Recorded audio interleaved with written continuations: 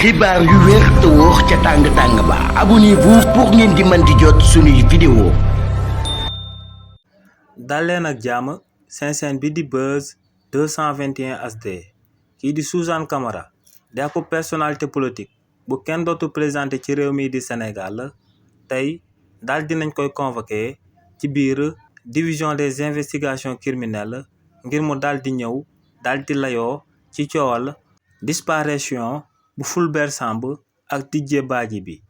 lu sabab nag ñu daal di convoqué kookee di Suzane Camara moom mooy que ne kii di Suzane Camara ginnaaw ba président Macky Sall nekke woon ci boppu réew mi da doon toog ci plateau télé yi di doon wax lu ko neex ci bépp sujet bu doon xew ci réewu Sénégal si li ni mel nag ginnaaw bañ tegee woon loxo kookee di Pape Alé Niang mi nga xam ne moom mooy actuel directeur général bu RTS kookee di Ahmed Suzane Camara daa waxoon que ne luñ tegoon loxo kookee di Pape Alé Niang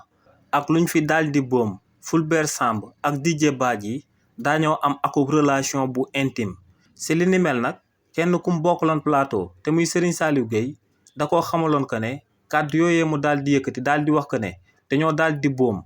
Fulbert Sambou ak Didier Badji si li ni mel procureur de la République da ko cee war a daal di convoqué ba tey si li ni mel kookee di Serigne Saliou Gueye fàttali ko woon na ko que ne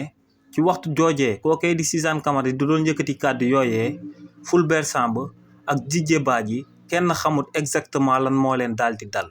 ndax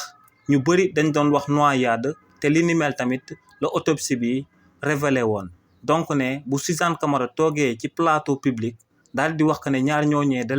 leen a boom lu war procureur de la République moom mooy mu daal di koy convoqué ngir mu daal di koy wax fan la jëlee preuve yooyee mu daal di yëkkati jëmale ko ci disparition wu Fulbert Sambou ak Didier Badji ginnaaw ba Serigne Saliou Gueye waxee woon li ni mel nag kookee di Suzane Camara da ko see tontu woon que ne moom li muy wax tawu ci yotaa te lu muy wax da cee am ay information yu wóor a wóor te moom moo sabab mu yëkkati kàddu yooyee sëgëm nag kookee di Ahmed Suzane Camara daa yëkkati woon kàddu yooyee daal di wax que ne dafa am ay information yu wóor a wóor actuel procureur de la République bii di Ibrahima Ndoye daal di nay autosaisir